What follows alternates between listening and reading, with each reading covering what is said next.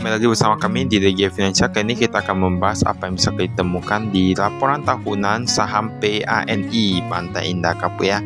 Ini saham PANI ya, seperti biasa di sini ada presiden direkturnya yaitu Sugianto Kusuma di alamat kantor Office Tower Agung Sedayu Group lantai 8 dan 10 di Jakarta Utara. Kemudian ada direktur keuangan yaitu Yohanes Edmond Budiman. Untuk alamat kantornya sama juga, dan di sini ada alamat KTP, ada nomor telepon dan lain sebagainya.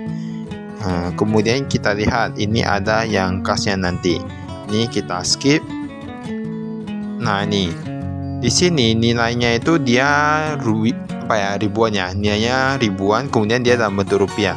Kalau kita lihat ini mereka ada bandingkan dengan yang 1 Januari 2022, tapi entah kenapa kami merasa kayak agak gimana gitu ya kalau taruh sampai 3 ya. Karena biasa laporan keuangannya standar itu kan biasa ada 2 gitu ya. Nah ini kita lihat saja 2022 Desember sama 2023 Desember. Kas dan setara kas kemarin ada sekitar 1,6 triliunan, sekarang menjadi 1 triliunan. Ini kasnya ini besar nih ya, udah sampai triliunan. Lalu kalau kita lihat piutang yang ini piutang pihak ketiga, wah ini menurun juga. Untuk piutang pihak berelasi ini ini meningkat banyak nih ya, dari 2 miliaran menjadi 384 miliaran. Baru yang pihak ketiga 4 miliaran menjadi 850 miliaran. Tampaknya ada proyek besar-besaran nih ya. Persediaan tadi kita lihat gak gitu meningkat ya, paling 12 triliunan menjadi 14 triliunan. Tapi kalau mau dibilang peningkatan 2 triliunan itu sudah cukup banyak. Total aset lancar dari 15 triliunan menjadi 17 triliunan.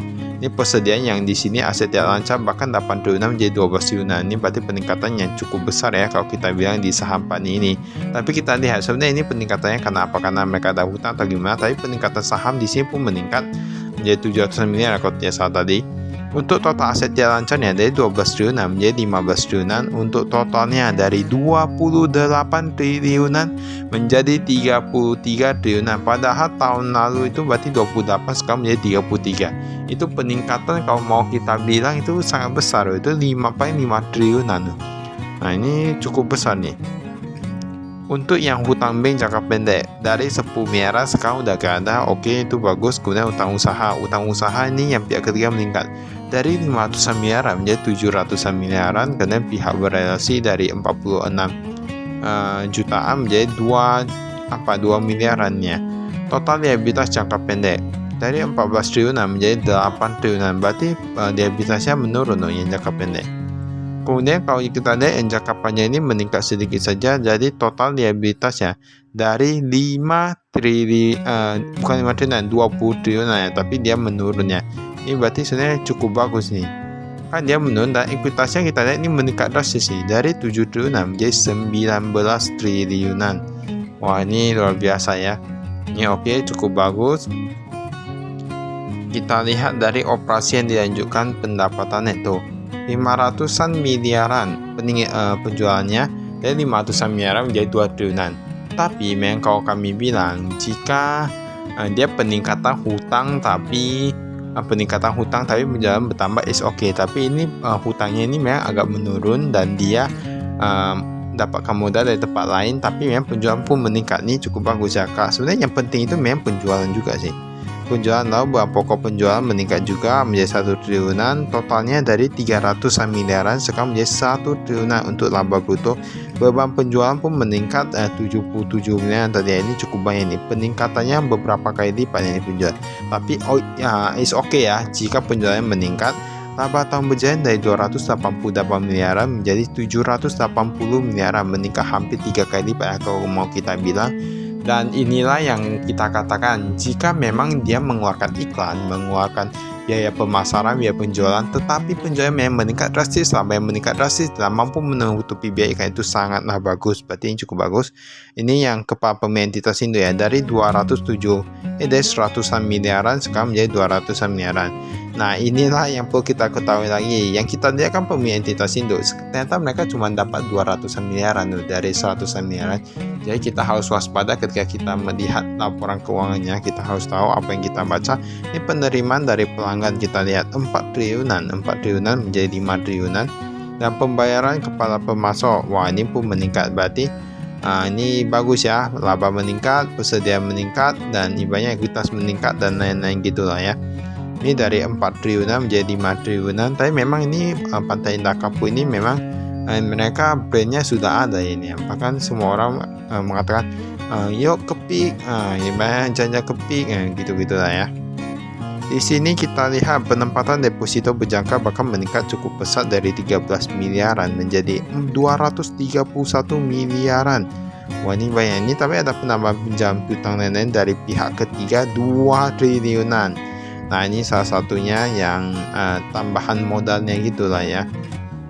Perolehan hasil tetap mereka ada keluar 12 miliaran gitu. Nah, ini agak panjang nih. Dari aktivitas pendanaan mereka peroleh 1,4 triliunan. Kemarin cuma ratusan miliar aja loh. Nah, ini ada entitas anak. Kalau kita lihat ini banyak penambahan kepemilikan. Berarti ini kayak ekspansi gitu ya. Ini cukup luar biasa ini untuk saham PAN ini ya. Kita lihat untuk yang PT WBS ya. PT WBS memang udah gak ada.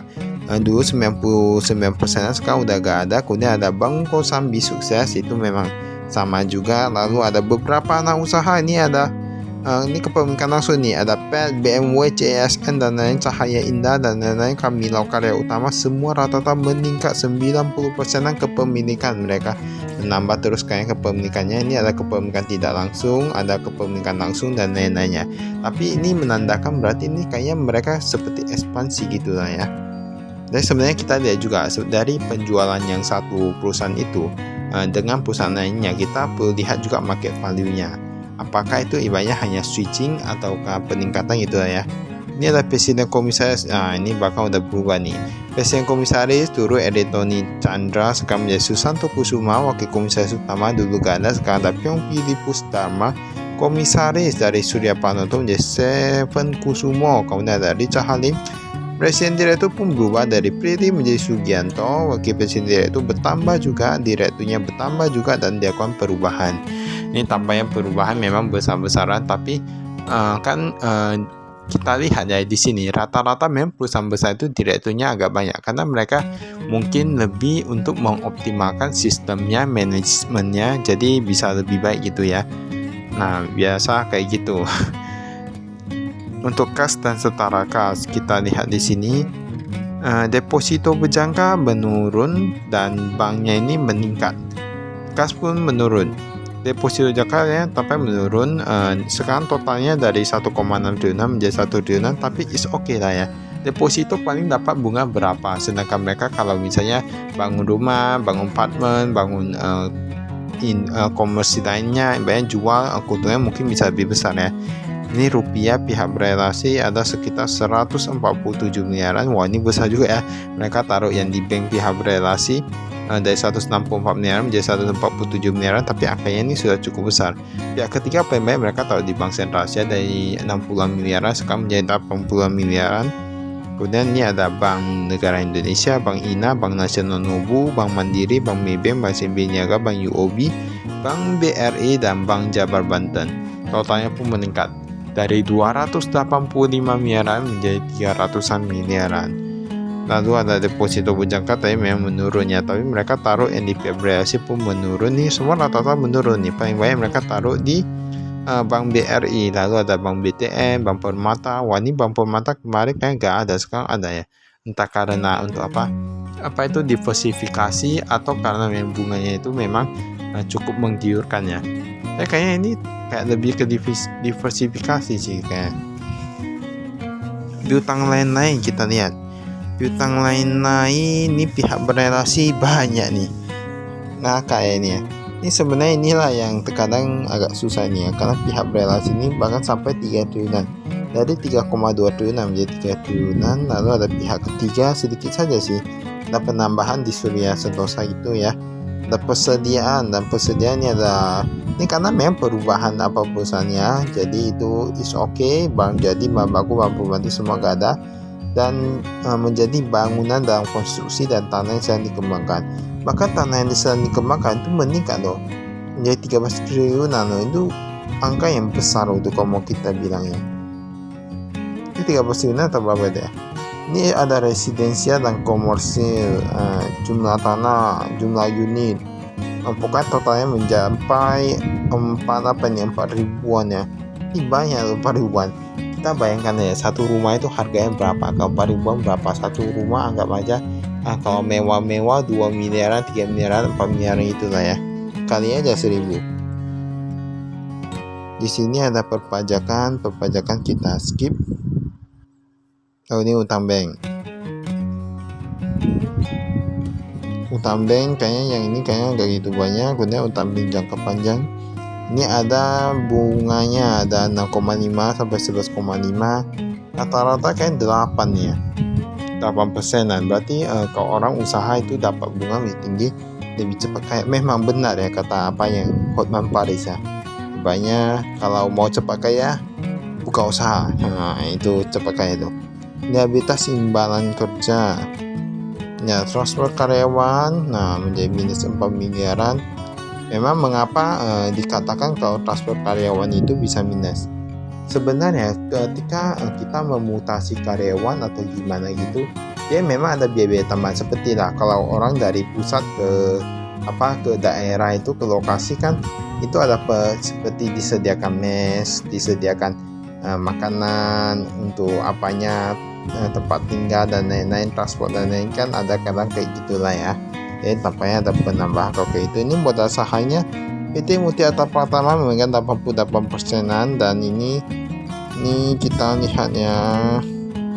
Jadi setahu kami memang meningkat ya ini pemilikan sahamnya. Ini selisih nilai transaksi, restrukturisasi, tambah modal di store. Kepentingan non pengendali ada dividen juga 318 miliaran. Satu awalnya sudah banyak.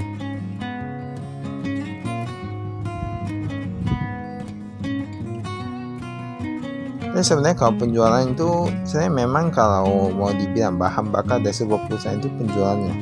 Kalau misalnya penjualannya rendah itu mau gimana hemat pun agak susah untungnya. Tapi kalau penjualan tinggi bisa dihemat lagi ya.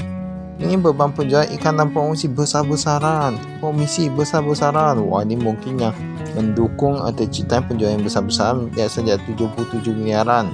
Ikan dan promosi 50 miliaran, hampir meningkat 4 kali lipat mungkin ya.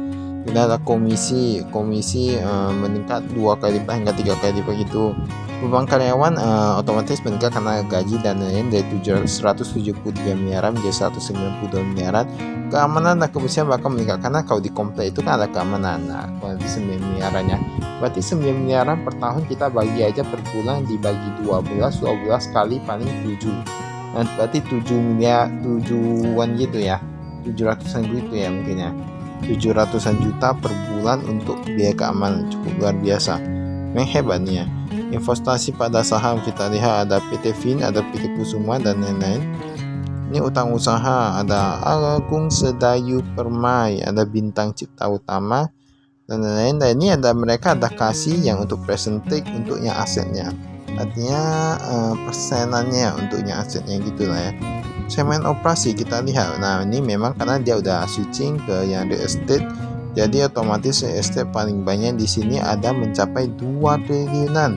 Ya, tadi hampir sama ya dengan pendapatan penjualannya 2 triliunan. Nah, saya kalau sebuah sebuah perusahaan itu penjualannya sudah sampai triliunan itu sudah hebat sih. Segmen geografis ini rata-rata di Banten dan DKI Jakarta. Kalau sekarang Jawa Barat dulu ada, sekarang nggak ada. Paling banyak di Banten di sini ya, mencapai 2,1 triliunan lah ya.